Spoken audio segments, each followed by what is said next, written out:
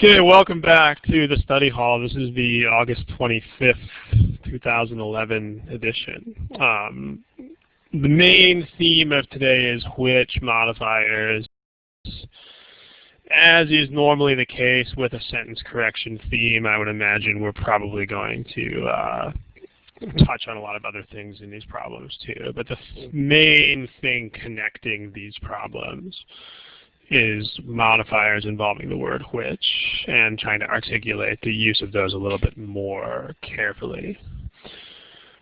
Before we get started, as usual, we have to articulate the usual rules of the study hall. So if any of you guys are long-term veterans of the study hall, then this will be old news. Otherwise, check it out. So here are the rules. Problem submissions, again, please don't submit problems that are too general. In the last couple of weeks, we've had some people submitting problems like, how do I get faster at verbal? Not really something that we can address because it depends on the question type and it depends on your own skill set. It's an unfairly general question. It's not something we could conceivably address in the time period of one study hall. On the flip side of that coin, also, please don't submit problems that are too specific. For instance, don't ask about one problem and ask about a couple of answer choices. That's what the forums are for.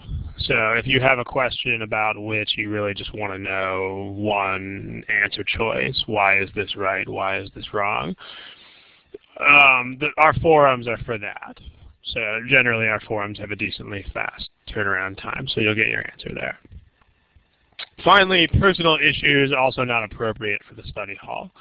Remember that this is a program that's it's attended by usually between 30 and 50 individuals and is watched as a recording by hundreds, if not thousands of people. So one person's individual study plan is definitely not something for us to address. Again, the forum has a place for that. There's a folder in the forum called General Questions. That's the very first folder that comes up when you show the forum. So that's where you would want to post questions about your personal issues. As far as what you should see topics of intermediate depth. If you want to submit a single problem, feel free, but make sure you tie it into a more general question about that topic. So if you really just want to know about a single problem, please post it on the forums. However, if you have a single problem and there's a tie-in to a more general question, then of course feel free to ask. Don't forget you need to give the source of the problem. And it needs to conform to our acceptable guidelines for sources. So, for example, no official guide. Also, none of the other banned sources. If you're not sure which sources are okay and not okay, please check the general quant and verbal folders and you'll see a list. Just more reminders. Please don't submit official guide problems and please don't submit single questions. Official guide we can't do for copyright reasons, so we can't take those on our internet. We can't take those on our forums or study halls at all. So we can't use these by express request of GMAC. Also, remember that the purpose of the entire reason why our forums exist is for this exact purpose of single questions. So if you have a single question that's not tied into other things, then feel free to post it on the forum and we can address it. Okay, any questions? Give me a smiley face icon if you understand these rules, please. The smiley face icon is over there. Give me a smiley face if you understand these rules. Okay. Also, please check the archives for topics. We have now done somewhere around 40 study halls, all but 2 of which have been done by me. So there are a lot of topics that have already been covered. And a number of people have submitted topics that we've already done, like basically old ground that we've already covered. So the deal is this: if you are going to submit a topic, make sure you do two things. First, make sure you check the archive and make sure that that topic is not already in the archive. Second, if the topic is already in the archive, please watch that video and then see whether there are any aspects that are not covered. So if you want to submit a topic that has already been covered, you must specify what aspect you'd like to see that has not already been covered. So specify what aspects you would like to see, and these should be aspects that have not been covered already. Because one goal of mine here is not to double up on topics. I mean, if we wind up doing, 200 of these study halls, then at some point I'm sure we'll have to double up. But the idea is to have new topics each time. And so in order to accomplish that goal, we need to make sure that we don't double up on topics. We need to make sure we don't repeat the topics of previous study halls. So in order to help us with that, please check out the archives before you post. Any questions? If you have questions, please type them in the text box. If not, we are going to get going here. By the way, just make sure you understand how this works with when there are questions. What you will see in the corner underneath the list of attendees of the session, what you should see is this: answer buttons. I mean, it might look a little bit different on your screen, depending. But smiley face, please, if you see these answer buttons. Okay, these answer buttons are what you will use to answer all multiple choice questions. Please use these answer buttons to answer multiple choice questions. Please do not answer questions in the text box. And if anybody is worried about this, when you select an answer button, no one else will see your answer. Because that's the reason why we're doing the answer buttons, because it's kept private until the end of the question. Not so much for privacy reasons as just because we don't want other people to be unduly influenced by answers of people who have finished earlier. Also, this is one thing that's caused a few people issues in previous study halls, so just to make sure we're on the same page. Do not click your answer more than once. Because if you click again, what it will do is erase the answer that you have clicked. So please only click on the button one time. Probably obvious to most of you guys, but there's always somebody somewhere who clicks on the button like 12 times. So make sure you don't. Okay, again, for those of you who are latecomers, the main theme of these problems is which modifiers. They're going to be sentence corrections, all of which contain the word which in some way, shape, or form. I anticipate that there will be some side discussions of various types, but all of these problems are connected by having a which modifier in them at some point. Okay, if you have any questions before we get started, go ahead and type them in the text box. Otherwise, we will look at our first problem. By the way, all problems in today's session are from GMAT Prep software. So let's do it. Here's your first problem. And again, please use the answer buttons to solve and indicate your answer. So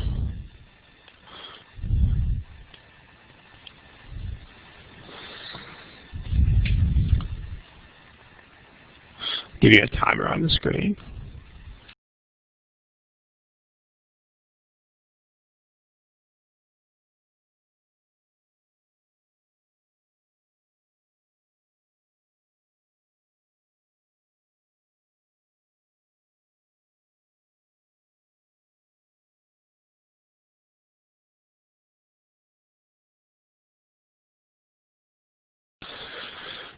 Okay, ladies and gentlemen, time. Please indicate an answer.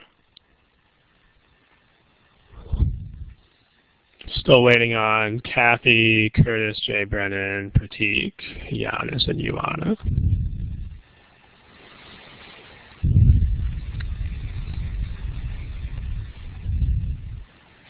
Okay, so here are your polling results.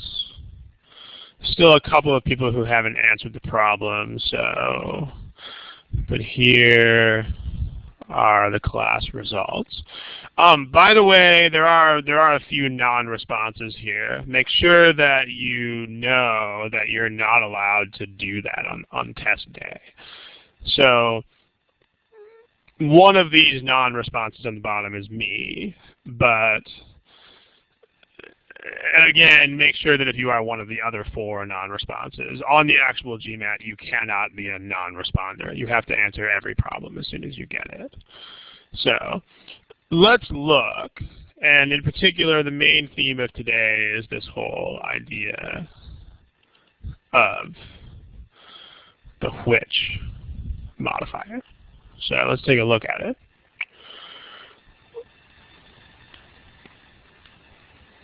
Here's a which modifier.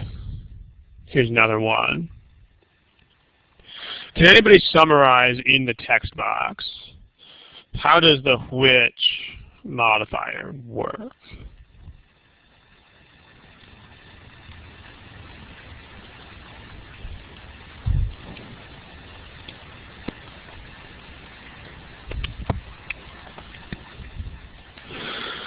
Okay, yeah, so most of you have this idea down. Let's give a basic summary. The which modifier does 2 things. The first thing is that it must modify a noun. The second thing about it is this noun should precede the comma. Now, as far as how exactly it needs to precede the comma, that's the subject of the next few problems in this session. So sometimes you can have small intervening constructions between this noun and the comma, but that's the main theme of today's discussion. But the point is, the 2 big things that you need to know about which are that it modifies a noun, and that noun should be at least reasonably directly in front of the comma. Notice that number 1 is totally contradictory to spoken English. Like, if you're not a native speaker of English, this actually won't be as much of a problem for you. But note that this use completely contradicts spoken English usage. In spoken English, the word which is almost always used to modify an entire clause. So, like for instance, in spoken English, people will say sentences like, there was a big accident on the freeway, which means I'm going to be late. And in spoken language, that's considered acceptable, but not in written language. In written language, it has to modify a noun. So if you look at choices A and D here, what is which pointing to? Text box, please. In choices A and D. Yeah, it's pointing to Jupiter. Because there are no other nouns in the vicinity. There's no other constructions that it could possibly point to. So which points to Jupiter. Okay, so one thing here, it can't point all the way back to massive planets. So that's too far away. In other words, a couple of you guys are saying massive planets. Let's clarify that. The which modifier cannot jump over an entire modifier with commas. So in other words, the kind of sentence that we're looking at here is blah, blah, blah, more than 80 massive planets, comma, a bunch of stuff, comma, which. You can't make this jump. So to the people who are saying massive planets, no, you're not allowed to do that. So the which modifier can't make this jump. The which modifier can't jump over this intervening construction. So in this case, we have which trying to point to Jupiter, and there's two problems with that. So let's take this onto the next page, along with the highlights. And then in choices A and D, which would have to point to Jupiter. This is a problem for two reasons. What are those reasons? Like, why is it incorrect? Text box.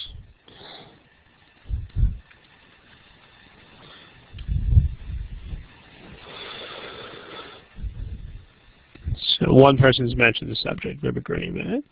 Let's see if we can get the other one. So one reason this modification is incorrect is because of subject verb disagreement. Jupiter is singular. Correct. Jupiter is singular. But the verb circle is plural. Then also there's the meaning of the sentence. Excellent. Remember not to be analyzing just grammar. In the meaning of the sentence, Jupiter is not what is circling other stars.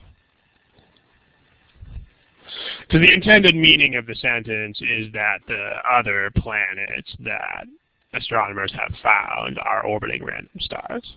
So yeah, the intent is to modify the other planets. That's correct. So these are incorrect which modifiers. So we'll look at the rest of these choices here in a second, but the main point here is to put forward these basic points about the which modifier. It needs to modify a noun, and that needs to be a noun that is placed in front of the comma. So smiley face if those two main points make sense. We're going to refine these as we go through today's study hall, but smiley face if these are okay. So that gets rid of A and D. Not very many people picked A or D, so let's move on to other choices.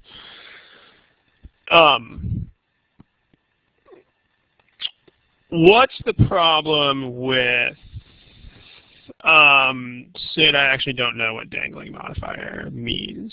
I'm sorry. Terminology like that I'm generally not familiar with. So I could Google it on a forum or something like that. Let's talk about that green thing real quick. Does anybody see what the problem is with that? Text box if somebody can explain. It does have something to do with idioms, but if you're just saying idiom, that doesn't really explain what the issue is. It's not redundant, and it's not wordy. Because there's no wordiness, because these really are two different possibilities. It's kind of like saying greater than or equal to.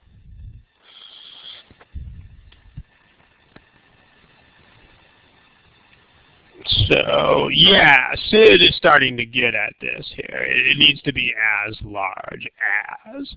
So here's the more general idea here. Let me give you a different example, and this might help.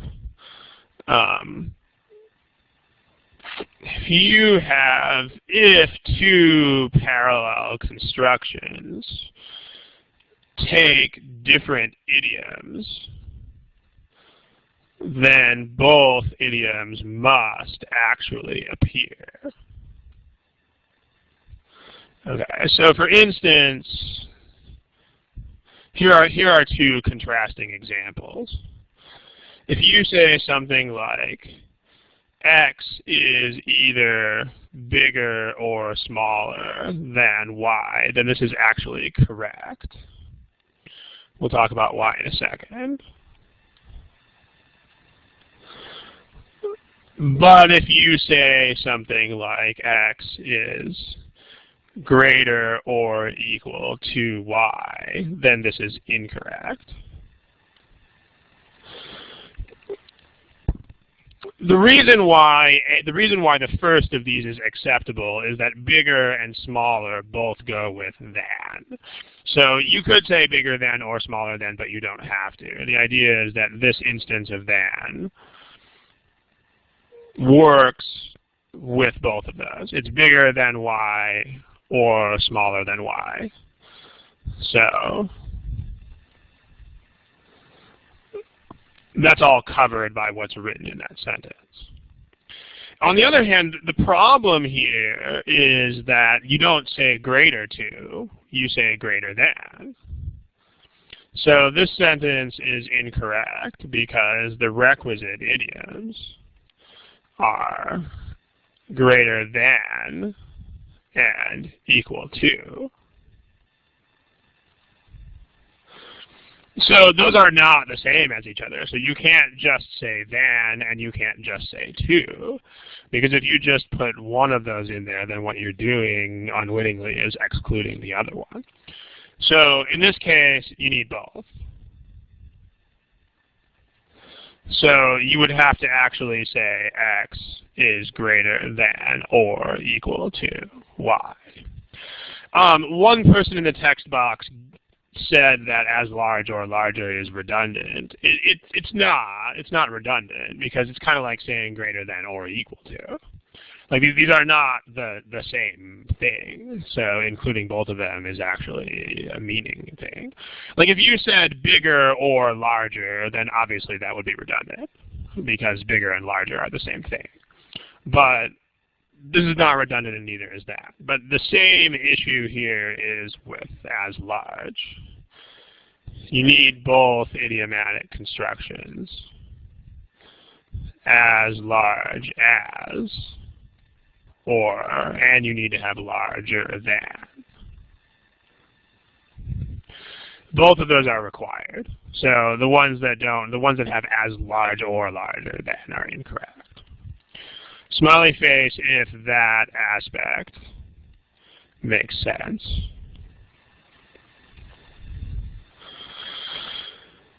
So, okay.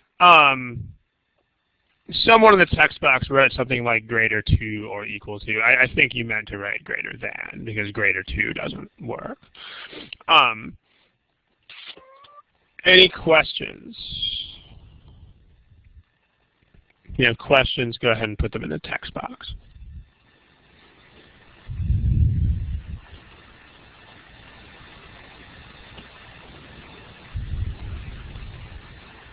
Okay. Most of them as large or larger than Jupiter and circling other stars. So let's talk about that question. Question is and circling correct? So, from the text box. Not really, because it doesn't really make sense. It's grammatically, it's fine. But if you, putting this in parallel with a statement about the size of these planets is weird. Like because these are not the same type of observation, so a parallel construction doesn't really make a ton of sense. It makes more sense to use a modifier, which is not a parallel construction, because these are two very different and independent observations. So most of them as large and circling other stars. The other thing about this is that the intended meaning of the sentence is that most of the planets are as big as or bigger than Jupiter. But all of them are circling other stars. So there's also a meaning error if you put these things in parallel. So if you say most of them x, x, x, x, x, x, x, x, x, and circling other stars is also a meaning error. Because it suggests that the same group, it's like a subgroup of planets that are larger than Jupiter are the ones that circle other stars.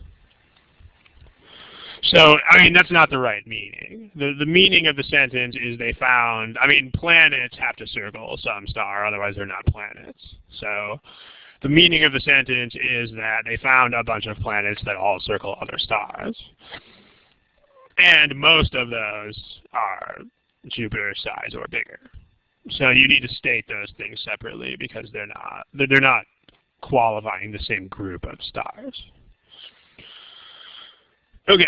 Anything else about this quickly? Otherwise, we'll move on to another one. Let's see, I see a couple of people typing. Sure. Okay, there's a question about the pronoun. The answer to this question was C.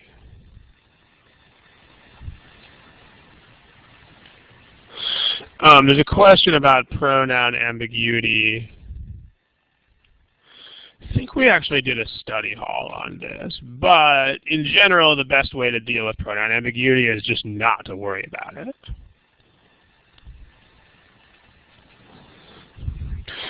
Pronoun ambiguity is tested in exactly one problem in the entirety of OG12, OG Supplement, and GMAT Prep. So, pronoun ambiguity is only tested in one current official problem. But there are at least 20 current official problems whose correct answers have technically ambiguous pronouns. So worrying about pronoun ambiguity will just get you off track. We did treat this in one of the study halls. In particular, let's see if I can find the date.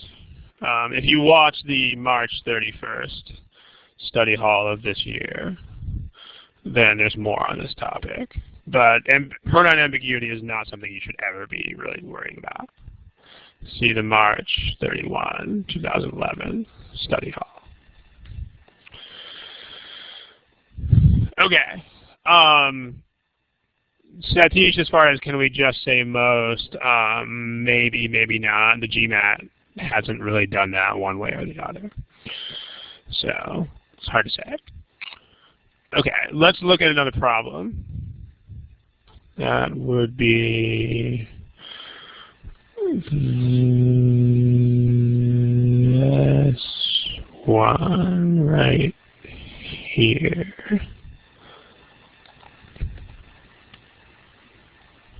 Go ahead and try that. Again, please use the answer buttons to indicate your answer.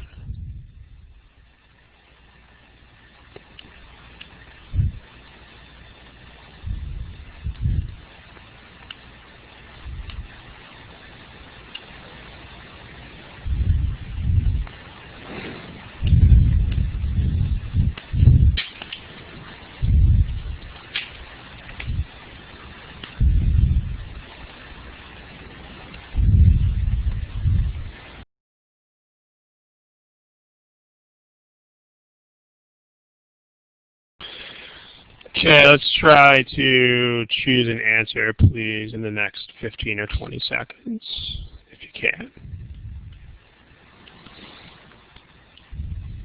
Also, if you are A. Harris, you have text in your text box, which makes it look like you're typing something. So please erase that. Thank you.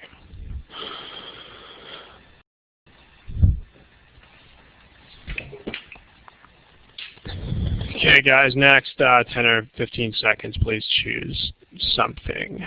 Most of you are doing very well on this.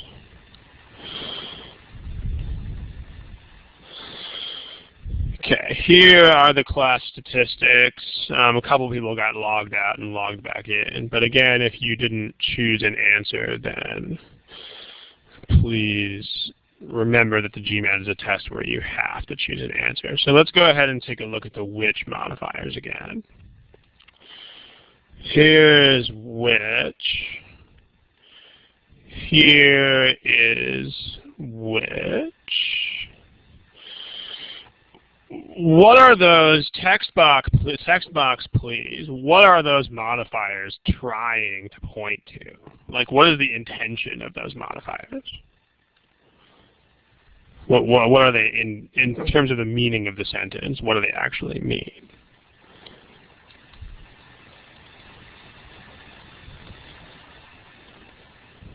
So it's not the silicon chip.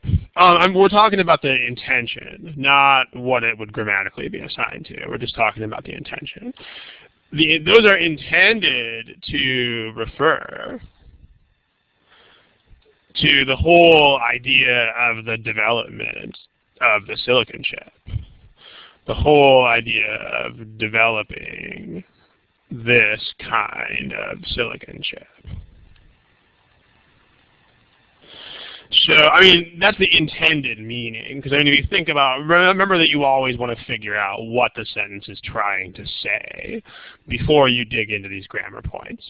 The meaning of the sentence is that semiconductor researchers are trying to make a silicon chip that will do these direct light signals, and if that development comes to pass, then it'll lead to smaller semiconductors.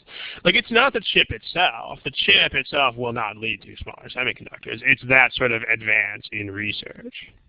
So, and to understand that, you have, before you dig into grammar points, you have to start by learning what the sentence is saying and, like, you know, thinking about it with basically common sense. So the sentence is saying that if this sort of chip were developed, then that advance in research will enable chips to get smaller, will enable semiconductors to become smaller.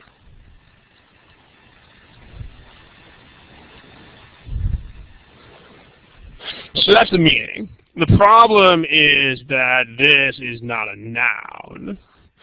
Like, this whole idea of developing this sort of special chip is not a noun. It's a verb and a whole bunch of words afterwards. So again, the use of which in choice B corresponds mostly to spoken language. Like, this is how people talk. They say blah blah blah blah blah blah blah blah blah blah blah, which means so and so. And when they say which, they're trying to indicate the entire cluster of words that came beforehand. The problem is, in written language, you can't use which like that. That's not how the pronoun works.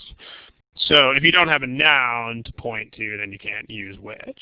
Smiley face if this makes sense. Smiley face icon, please, if that makes sense. So remember, at all times, you have to be able to point to a noun with which. So in this sentence, there is no noun to which can refer. So it's incorrect. Another thing about this is that it's a waste of time to try to assign which to a noun, because you know it's wrong.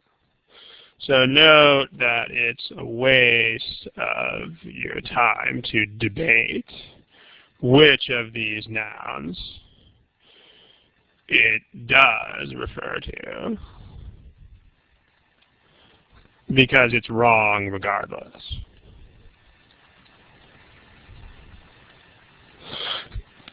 So this is one thing where, like, a lot of people do this, like with pronouns and modifiers.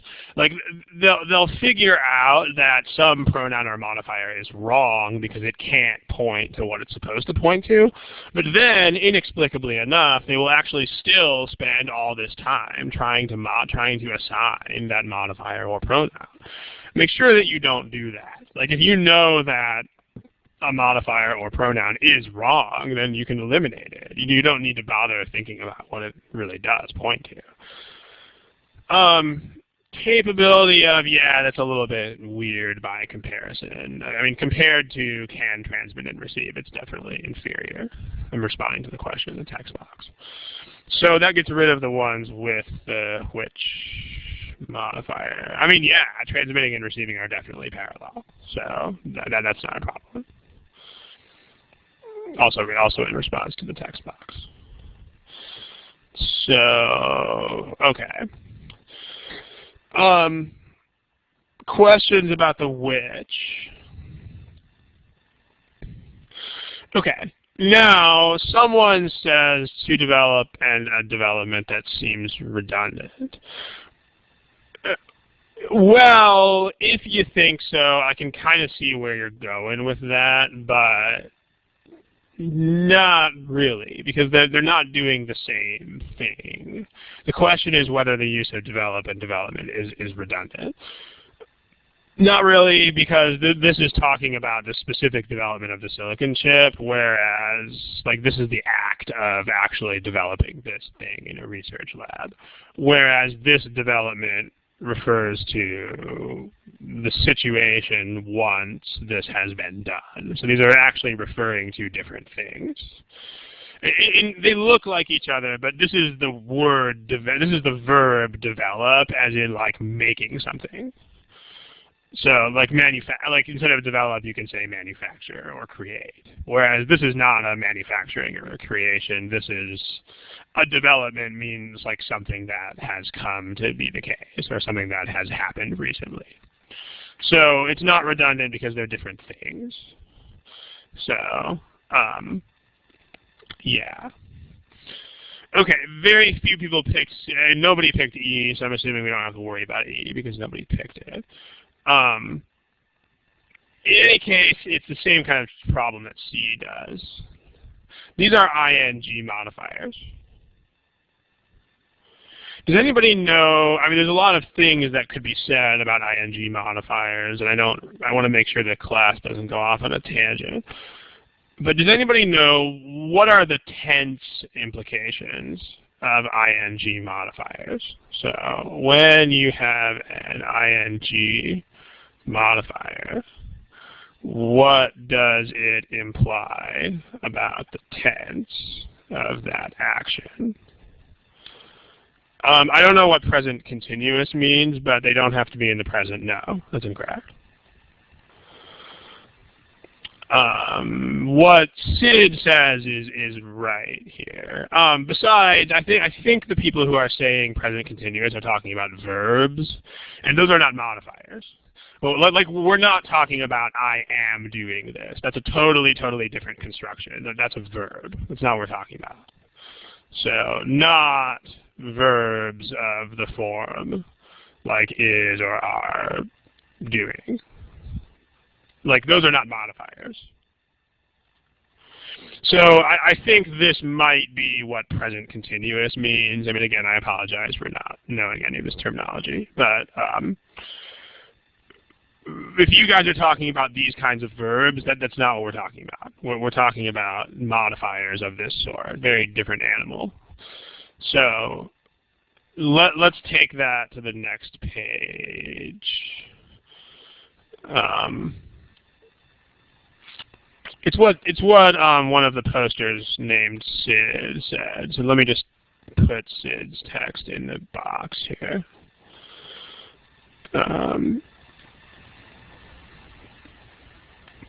What is assumed about the time frame of these modifiers?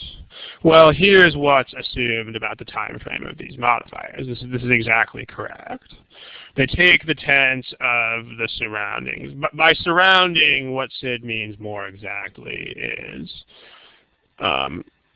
they adopt the time frame of the action that, I mean, of the clause to which they are attached. So here are a couple of examples. The following sentences are all correct. The ones that are going to appear on the board here as I type them.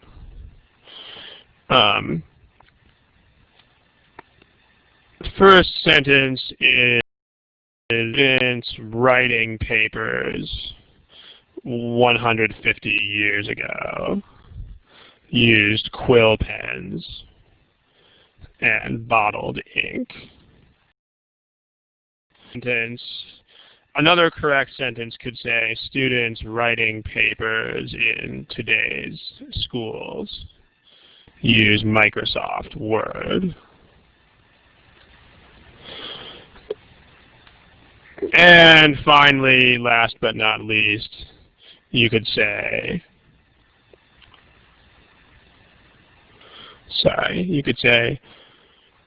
students writing papers 20 years in the future will use dictation software.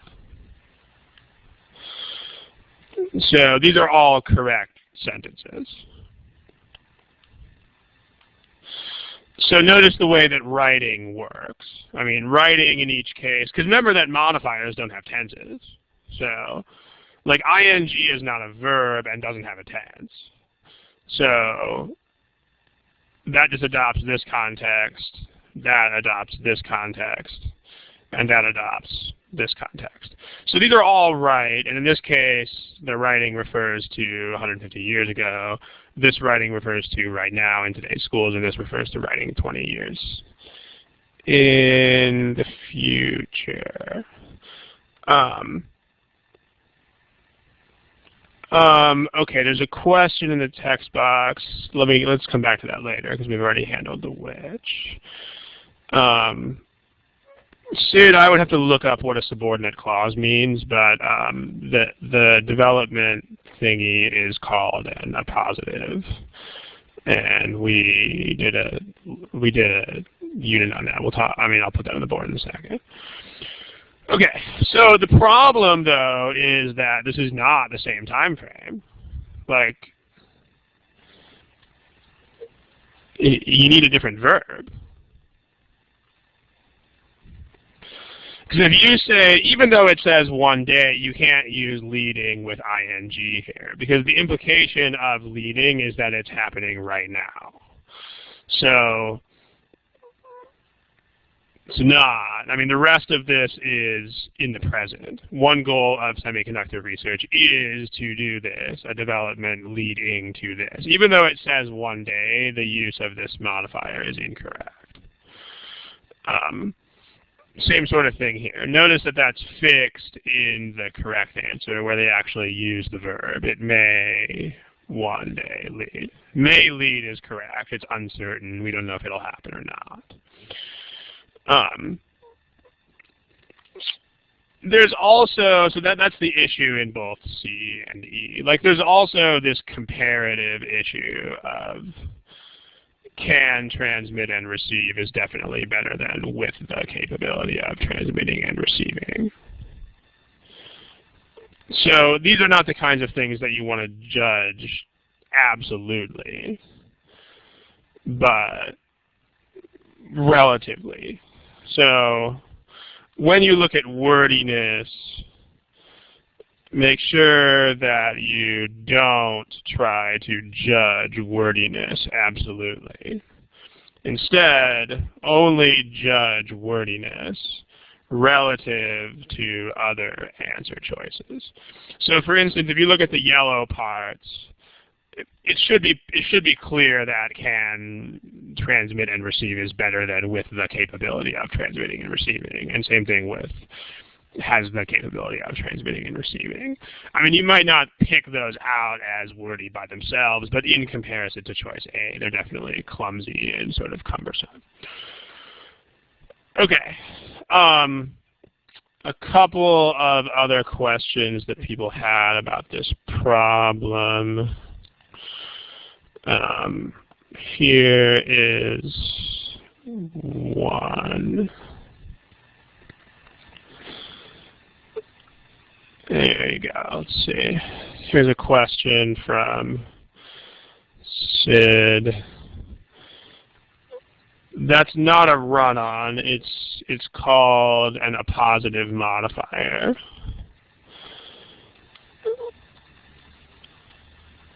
So check out the September 23rd study hall. We had a discussion of those. And then also check out OG 12, number 83 and 103. And that should take care of you there.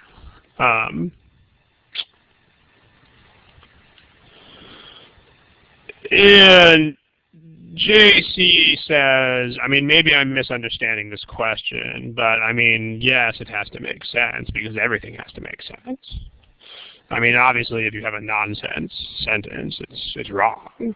So, first and foremost, you have to figure out what are, I mean, maybe I'm misinterpreting the question, but first and foremost, you know, you got to figure out what are we saying. So, everything always has to make sense. So, if something contradicts the intended meaning, then it's wrong. Okay. Any questions? If not, we'll move on to the next problem in our little bank here. Say a handful of people are typing. Leading is not a tense, it's a modifier. There's a whole discussion of that. If you lost your connection, then please watch the recording when it comes out, because that was like a several minute clip. Let's not worry about rewording the sentence. It's definitely not something that you need to be able to do. The capability of SB number 2, we just talked about that here. That's this issue of relative wordiness. I mean, these are not wrong per se, but they're compared to A, they're sort of clumsy and awkward and terrible. In regard to Satish, please watch the recording for that. That was the whole point of the last like 5 minutes of the study hall. So we don't want to repeat 5 whole minutes. If it was a brief answer, I would just throw it at you, but it's not. This sort of thing, actually, let me address this not by answering it, but just by mentioning that it is not a good way to think. I don't mean to put Sarah K on the spot here or anything, but do not do this. Don't do it. Like, don't try to reword the sentences in other ways. Like, that's not a relevant skill set. I mean, you will never have to reword a sentence. And it will distract you from what you actually have to do.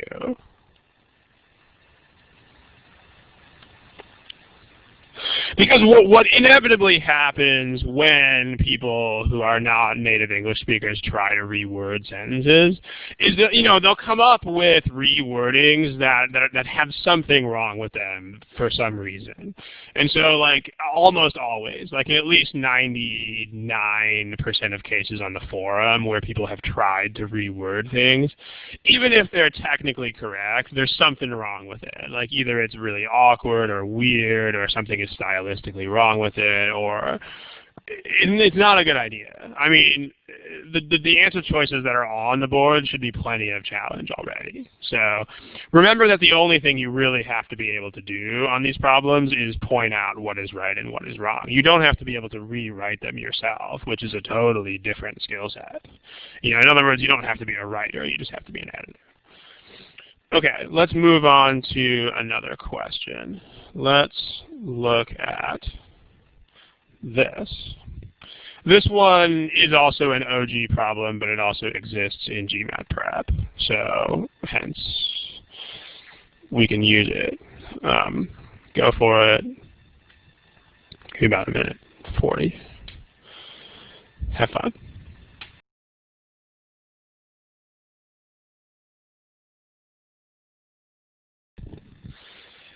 Okay, let's try to pick an answer, please. That's almost 2 minutes. Someone is saying the text is really small. If you're the person saying the text is really small, that probably means you just need to make your window bigger because the text is taking up the whole screen. So it's actually pretty big. Okay, if you don't have an answer yet, please pick one.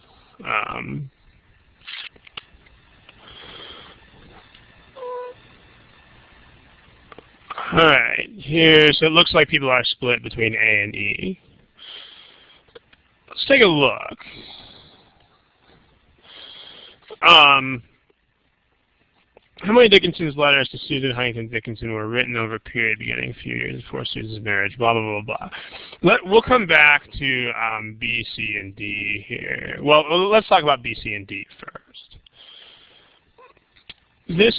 I'll make short work of this because it's not the theme of today, but there's a parallel construction of beginning and ending. Because there's two things about the time period. And those should be parallel. So, beginning, ending, or that began and ended, or, something with a parallel structure you gotta have. Because these are two descriptions of the same time period. So, beginning and ending works. Begins in the present and ended is in the past is not okay. Because this just doesn't make sense by itself because it's not. This was the 19th century, so the present tense here is kind of silly. Beginning and that ends definitely not parallel. Beginning, comma, ending, the use of a modifier here doesn't make sense. Like, you're supposed to have a parallel construction. So, the use of a modifier is illogical here because it makes it sound like ending shortly modifies beginning a few years before her marriage. These are separate statements about the time period, so they should be put into a parallel structure with and. So that's not a parallel structure at all. And then here we have beginning and ending.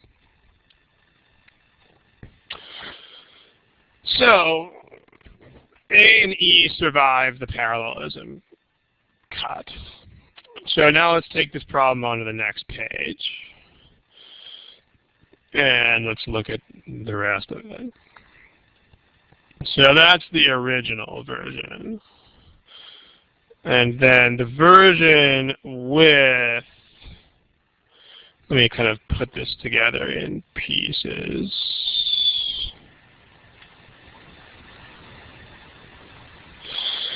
Okay, let's get choice E on the board. Take just a second.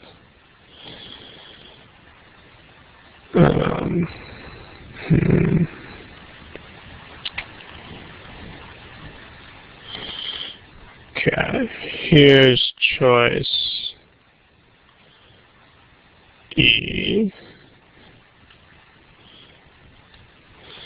Pardon this short delay, I had to get it together. Okay, choice E looks like this.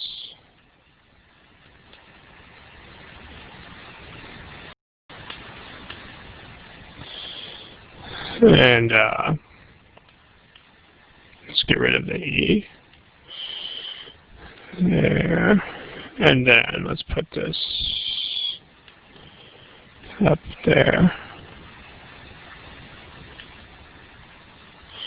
There's a reason that all this copying and pasting is happening.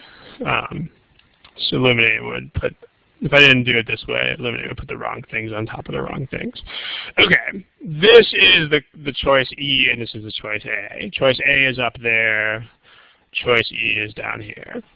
So, and then anyone else should be here as well. So let's put that there. Okay, choice A and choice E.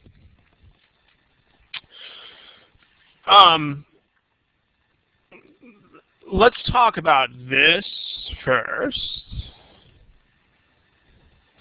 This is incorrect because ing modifiers must, when you have a comma in front of them, they must actually have an intimate relationship to the clause that precedes them. They must be closely related to the preceding clause. So here are two examples, one of which is correct and one of which is incorrect.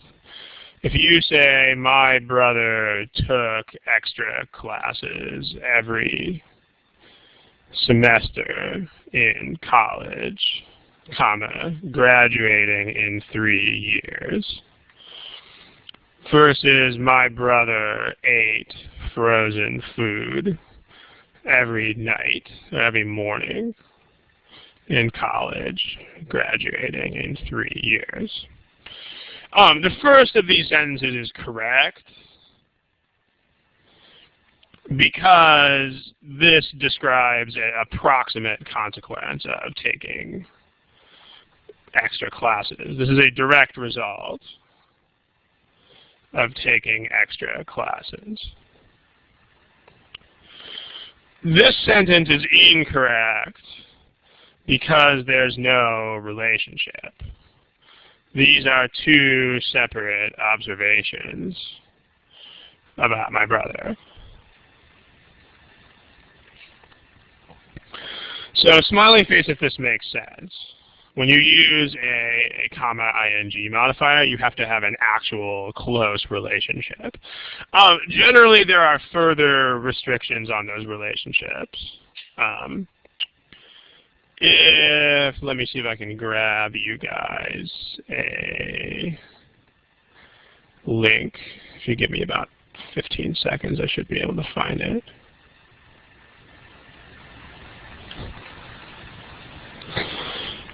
Okay, just a sec. All right.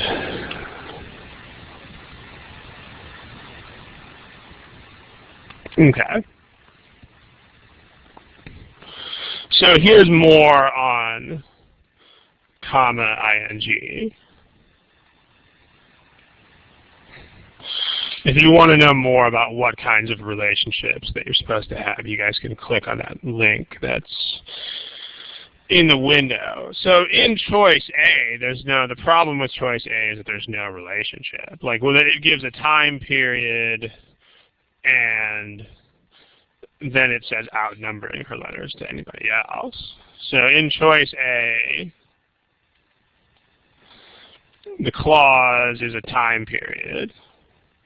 The clause shows the period of time over which the letters were written. There's no direct relationship to these letters versus any other letters.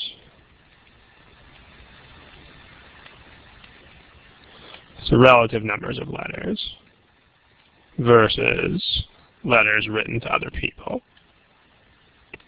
I mean, you would have to manufacture a connection totally out of thin air. Like, you would have to be like, oh, I'm going to make up the fact that she wrote letters, like, all the time during that period, and also that she didn't write letters to other people during that period. And you'd have to make up a whole bunch of facts that may or may not be true. So, not okay. I mean, like, notice how direct this relationship is. Like, my brother took a whole bunch of extra classes, and thus he graduated in 3 years. It's a total, immediate, proximate effect. Like, that's the kind of thing that comma ing modifiers are generally doing. So, I mean, you could manufacture some sort of relationship between these, but you would need to make up a whole bunch of facts that are not there in order to do that. So that's why choice A is incorrect.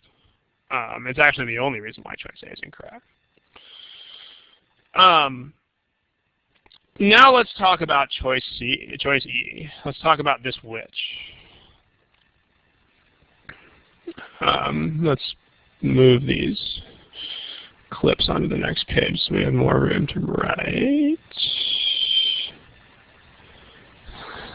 There you go. Okay. So here's choice E. Let's have a little conversation about this which. What does that modify? Text box, please.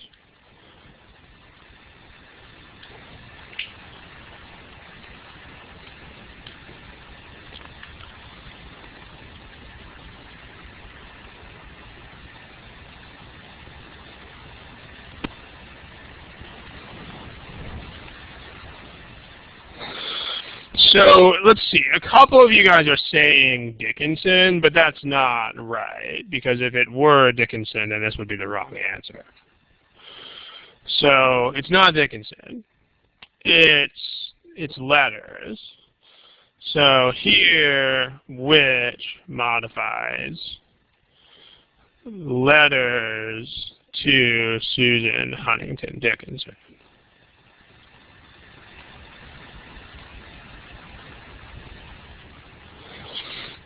So the lesson that you want to get here is, I mean, what we already know is that which may refer to just a noun, but it may also refer to the construction noun plus prepositional phrase.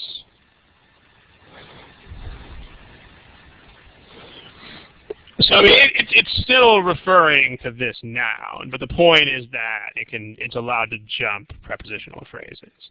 So that's probably the best way to state this case, which is allowed to jump over prepositional phrases if the context or grammar demands that it do so. Yeah, to Susan Huntington Dickinson is a prepositional phrase, because to is a preposition.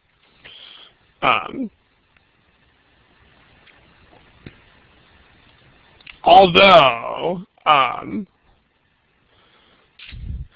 what we're going to talk about in a second is, and I'll use some examples to illustrate this because it'll be confusing, but it can only jump over a prepositional phrase that actually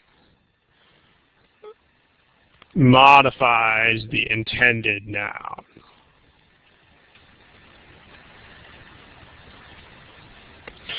Okay, so let me show you what I'm talking about here. If you say something like, I took pictures of my dog, which are so adorable, or which are so adorable that they make everyone smile. So in this case, pictures of my dog is actually a unit. Like, of my dog actually is talking about pictures. So this is important because this is the kind of prepositional phrase that you can actually jump. Actually talking about pictures. So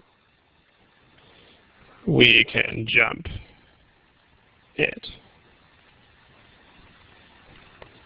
So in this case, which is clearly talking about pictures because it's which are. So it's not the dog. I mean, the dog could be adorable too, but if it's which are, then we know we're talking about pictures. Now, on the other hand, if you say something like, I took pictures in 1995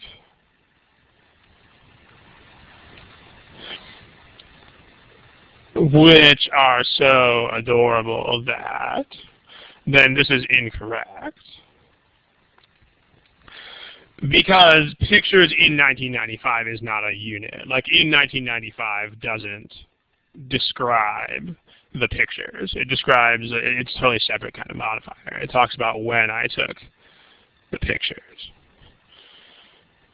So, therefore, you can't, this is an incorrect sentence. You can't jump that kind of prepositional phrase. This is not, in other words, this is not pictures in 1995. So we can't jump it.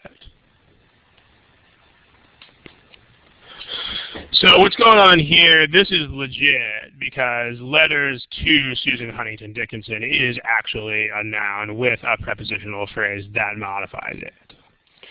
So this really is letters to this person, so which is allowed to jump that prepositional phrase and talk about letters.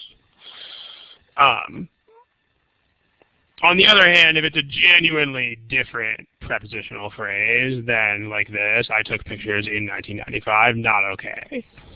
Because these are not pictures in 1995. So there's a couple of things here. I mean, it's a little bit on the complicated side, I guess, when you try to explain it in words. Yeah, it is a prep phrase, yeah, because in is a preposition. It's just not the kind of prep phrase that you can jump in this context. Please don't use this rule as an abstract rule. Like, the best way to remember things like this, yes, rice, I don't know how to say, yes, you can do that. The best way to recall and use complicated things like this is to remember examples and think by analogy. In other words, if you try to remember this as an abstract rule, like which is allowed to jump over prepositional phrases if the context of the grammar demands, however, it must jump over a prep that modifies, well, you're not going to be able to use it. You're not. It's going to be way too complicated. It won't work. I mean, at least I'm not smart enough to do that. Maybe you guys are, but in 1,000 years, I would never be able to do that. But if you just remember these examples, okay, pictures of my dog, that's fine, because they really are pictures of my dog. But I took pictures in 1995, not okay, because they are not pictures in 1995. Like, that's when I took them, but it doesn't describe the pictures. So things that work like this, or like letters to Susan Huntington Dickinson, are fine. However, things that work like this, not fine. That's basically what's going on here. So, questions. So this is E to this problem. And a couple people are typing things. Thanks, Sid. Appreciate it. Let's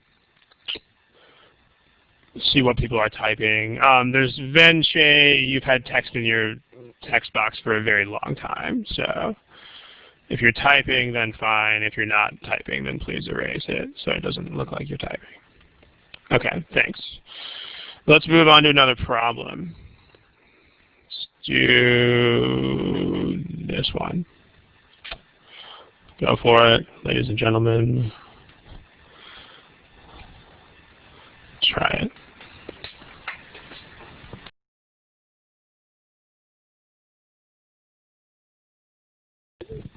Yeah, everybody spent a lot of time, so go ahead and pick something.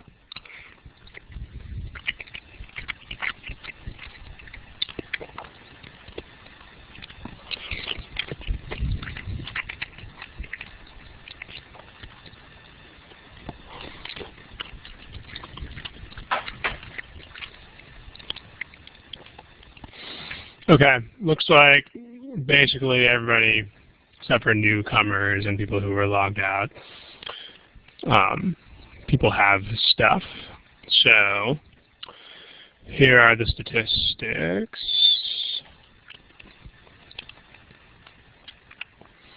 Okay. Yeah, you could say that. Okay. So at least I'm pretty sure you could. This one looks like people are between A and B, but in any case, we have a which that is not underlined. So, but it's still there. That means it still follows the usual rules. So, well, let's figure out the meaning of this. So what should which modify? Text box, please.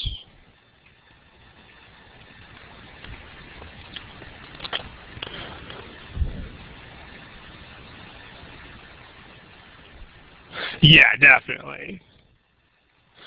So what prohibited the export of blah, blah, blah? Like this modifier should point to the act.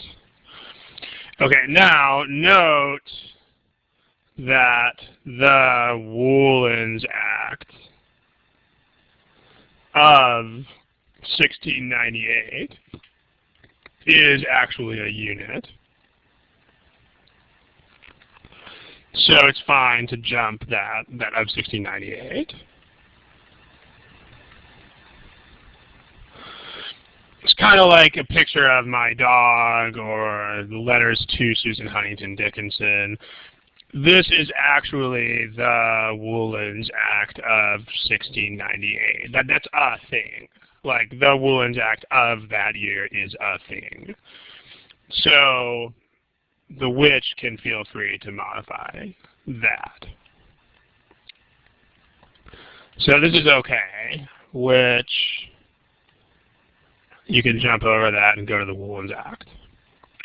On the other hand, this is England, so that's not okay, and that's England, so that's not okay. So the ones that modify England are incorrect. So questions about that. Between the choices that people actually picked, which are A and B, this is another parallelism issue. So let's look at this against both American and Irish competition versus both against. So this might seem sort of nitpicky, but you do have to make sure that you understand how these things work. So when you have two-part parallel constructions,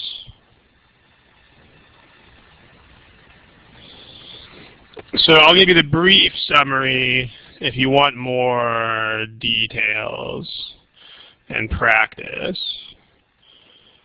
Check out the, there's a Thursday lecture on this, which is May 13th, 2010.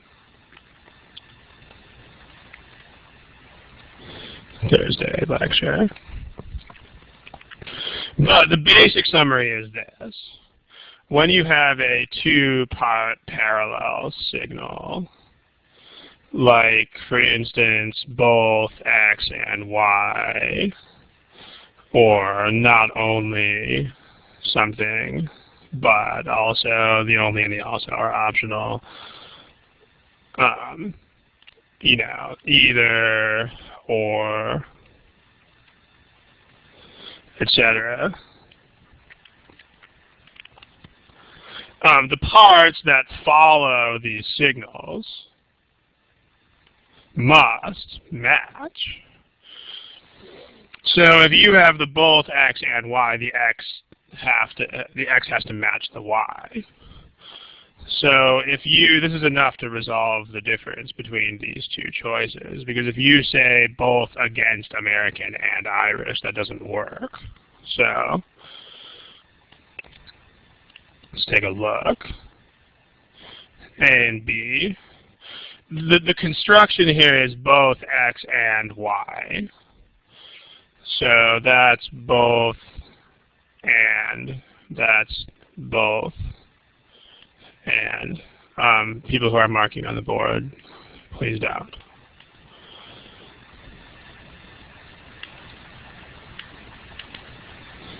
Okay. All right. So if you look at both against American and Irish, this doesn't work because against American is after both, and Irish is after and. So this is incorrect.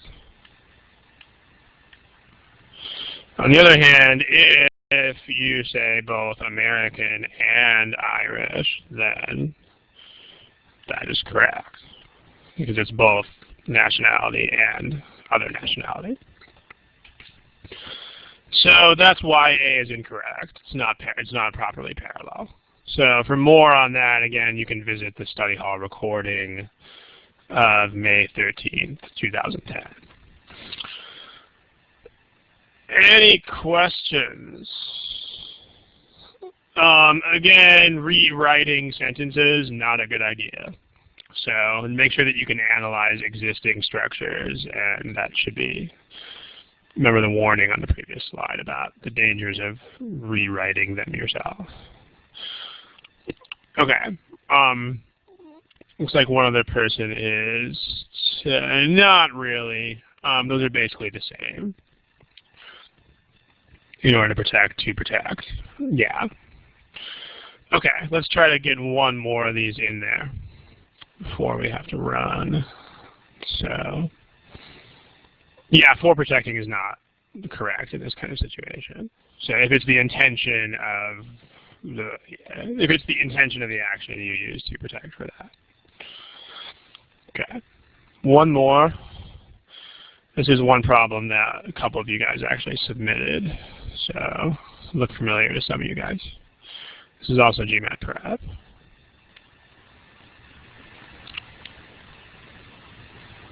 Go for it.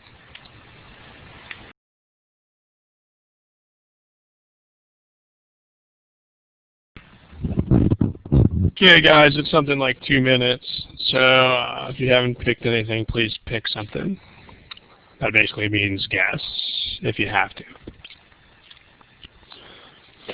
Remember, if you're shy on the test, you don't have the option of not guessing. So make sure you train yourself to guess. You need to just get rid of these problems one way or the other. So Sarah K. and I think Jan just got logged out. But Sarah K., you got to pick something. And Jason C., you got to pick something. And Pradeep, you got to pick something. If any of you guys already had one, then you probably hit your answer twice. Remember that, I'll erase it. Okay, Pradeep, you're good. Jason C., if you have an answer, it's time. Okay, here are your responses. Again, if you are a non-response, remember the GMAT doesn't allow you to do that. So, I noticed there's a couple of you guys who have actually been logged out over 8 times in this session and are I mean, if that happens, remember that these sessions are recorded and the recordings are published online and kept online indefinitely. So, I mean, if you're having that much connection trouble, you might as well just give it up for now and watch the recording. Okay, anyway, let's talk about which. Let's talk about this which versus this which. Remember what we said about this kind of thing. If you say, I took pictures of my dog, then pictures of my dog are actually a thing. Just like letters to Susan Huntington Dickinson are something. Like there are a bunch of letters to this person. These are a bunch of pictures of my dog. This was the act of 1698. These are all actual things. Noun plus prepositional phrase as a unit. On the other hand, the problem with choice B is that in 1999 is not, you don't have an act in 1999. So this is a thing, but this is something else.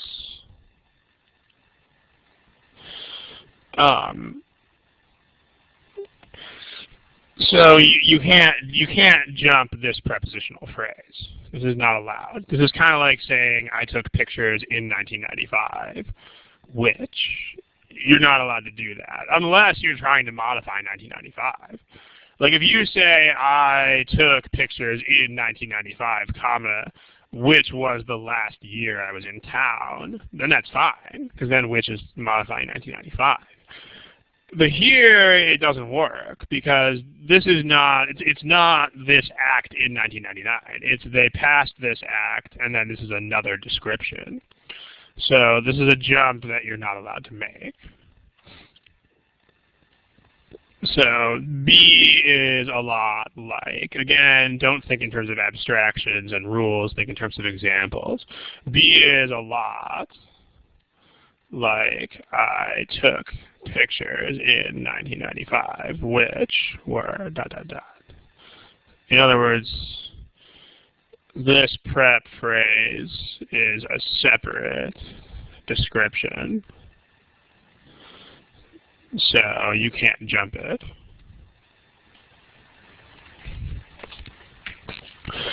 So that's the point here. And B is exactly like this sentence in that regard. So what C does is it avoids this issue entirely by just sticking that prepositional phrase in front of the passage, which also works in the sense that this applies to where it's supposed to apply. Like in 1999 is actually talking about the passage, so this is better. Any questions about that?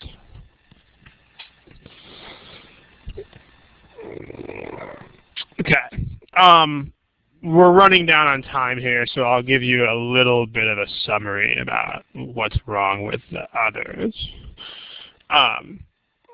If it was the act, if it was like this, that's why I chose these two problems to put next to each other, because the contrast is stark. Like the act of 1698 is a thing. Like that's the act of 1698. But if you say in, that's not how in is used. Like you don't say this law in that year. When you in that year should modify an action that happened in that year. So no, C it's modifying the nouns right next to it. Yes, it's modifying the act like it's supposed to. So, SB question in the text box. I'm not sure what you mean by ambiguous, but no, it isn't ambiguous. Maybe you can explain what you mean by that. Okay, so here are some things that are, I'll just rattle these off with the other choices. Choice A led to passing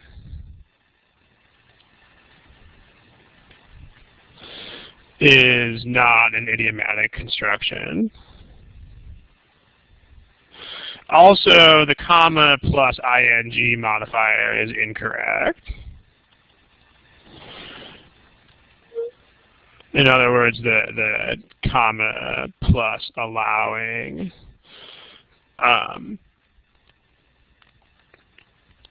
there's like this needs to modify the preceding action, which it doesn't. The preceding action is led to. That doesn't make sense. There's a link in your text box for more on comma plus ing modifiers, but this would have to modify that action up there, which is, so no, it does. So that's incorrect. Choice D and E led to the act doesn't work. You can't lead to a concrete object. So, like, you know, for example, if you say this breakthrough led to cell phones, this is incorrect. This is not idiomatic. But if you say something like this breakthrough led to the development of cell phones, or if you said this breakthrough led to cellular technology, both of those things are abstractions. So, yeah, this breakthrough led to the development of cell phones, because that's an abstraction. So there you go. That's one thing wrong with those two choices.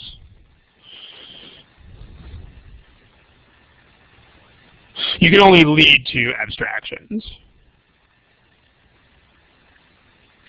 So same thing, like, you know, you can't, things can't lead to a baby, but they can lead to the conception of a baby. Same kind of thing. So there's that. We're running out of space here. A couple other, let's see. Because I think perhaps SSS, you got to do better than that. If you can provide the example, that'd be good. But otherwise, it's kind of hard to respond to that. Let's see, more things wrong with D and E. Also, and doesn't make sense. Like when and is used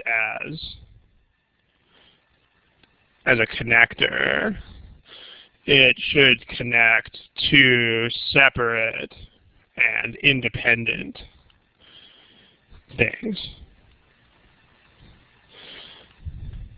So, for instance, if I say this, there was a ton of traffic on the freeway and I was late to work. Does anybody know, text box, what does this imply about why I was late to work?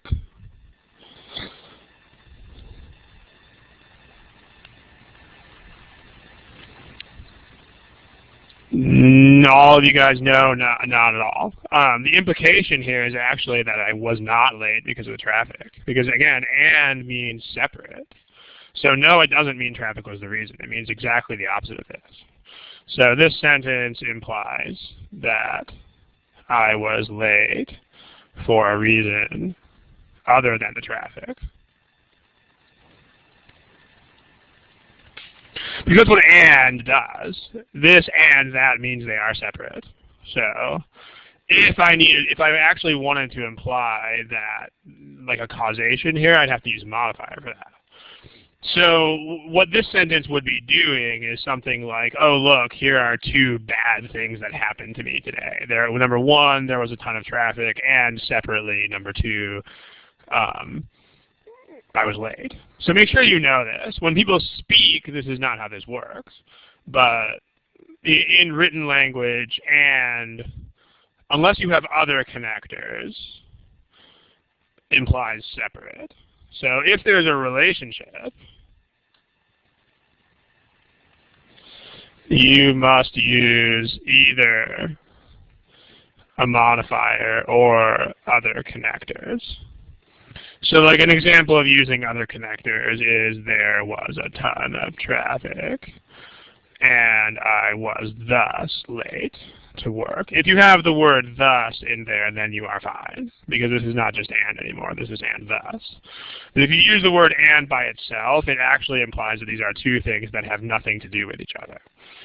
So the problem here is this: these are not separate, so that's incorrect.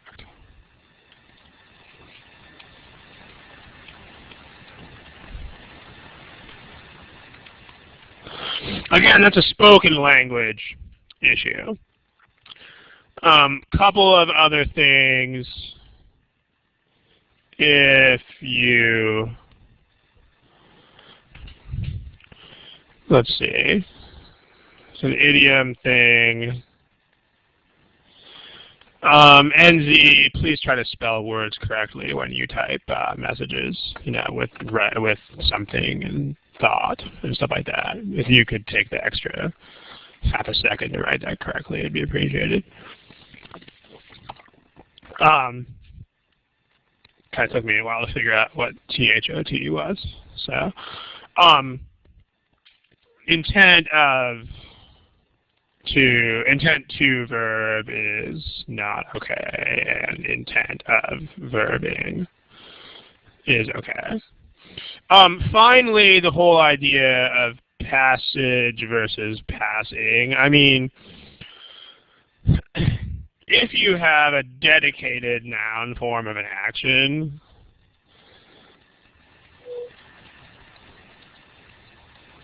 then that form is preferred to the ing form if you have a choice. So for instance, if you say something like the destroying of this building brought tears to the eyes of its former residents. This would be compared to destruction. Destruction is better.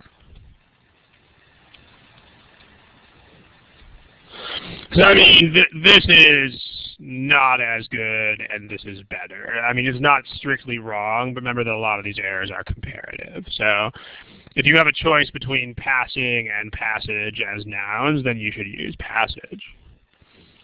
So if there's no dedicated noun form, then the ing is fine.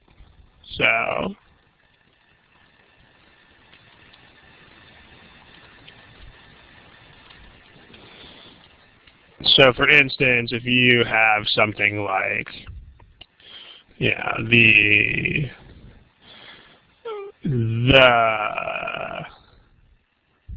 rising of the moon is a religious event in some cultures. There's no word like risation or like risage, so this is fine. So make sure you know. Again, this is comparative, like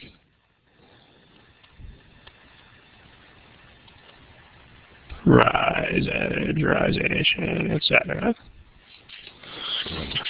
This is comparative. You don't have to memorize this. All you have to do is note the contrast. Like if you see the destroying and the destruction, you should take destruction. Same thing if you see passing and passage, then you should take passage. I mean, for the people who said that passage means like a hallway, well, yeah, it can also mean that. But there's lots of words that mean more than one thing. I mean, a passage can also mean a reading passage, as you guys well know. I mean, it can mean like a reading comprehension passage. But yeah, I mean, words have more than one meaning. So, yeah. Okay, we gotta go here. We're definitely way over time at this point. So if you have any business questions or anything like that, go ahead and throw those at us. Otherwise, let's call it a day. We don't really have time for any more academic questions, unfortunately. I gotta hit the bricks here. But if you have any questions about quick admin stuff or anything like that, then feel free to ask. Otherwise, we are out of here. Okay, thanks guys. Have a good 2 weeks. Good night and good luck. The session on the 8th of September should be, I think, a half hour earlier. So I think 6:30 to 8 Eastern, 3:30 to 5 Pacific. I think that's my understanding of the time frame. So, all right, guys. I'm going to log you out in a short moment here. Have a good 2 weeks. Good night and good luck.